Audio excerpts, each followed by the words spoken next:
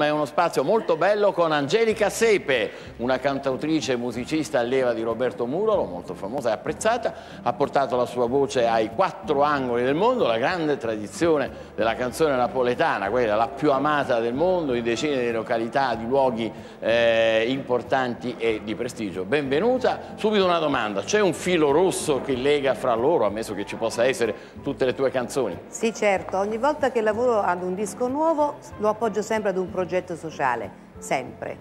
E quindi questa volta l'ho appoggiato al Centro Enea, che si occupa di rifugiati politici ed è una casa che si trova qui a Roma, del centro più grosso che abbiamo in Europa, casa di seconda accoglienza. Ma complimenti, davvero, questo è molto importante. Quindi riguarderà anche Lacrime al sole, la canzone che ci farai ascoltare tra poco? Sì. Benissimo, allora prepariamoci ad ascoltare Angelica Sepe con il gruppo dei Refugees, appunto dei rifugiati, diciamo, in Lacrime al sole. Prego. Grazie.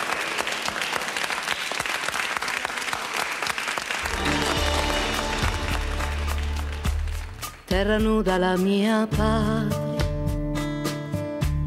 sono nere le finestre, senza sole la mia storia, senza suoni la mia voce. Ora cantano i cannoni, sta tonando ma non piove, una musica che suona, che si sente dietro un velo. E piovono lacrime sulle case ferite, e per non sentire il male strappami la memoria,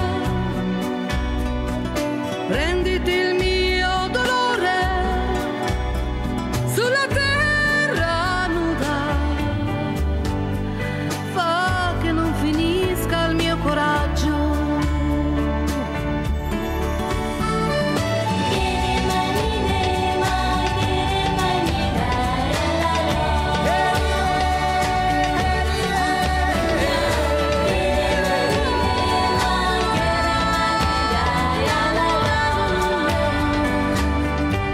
Hanno ucciso anche mio padre,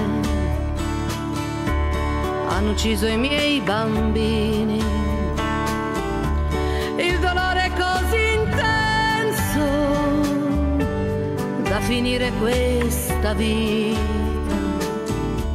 Brucerò questa prigione, spezzerò queste catene. Con le mie lacrime al sole avrò il mondo testimone. Lacrime al sole, Angelica Sepe.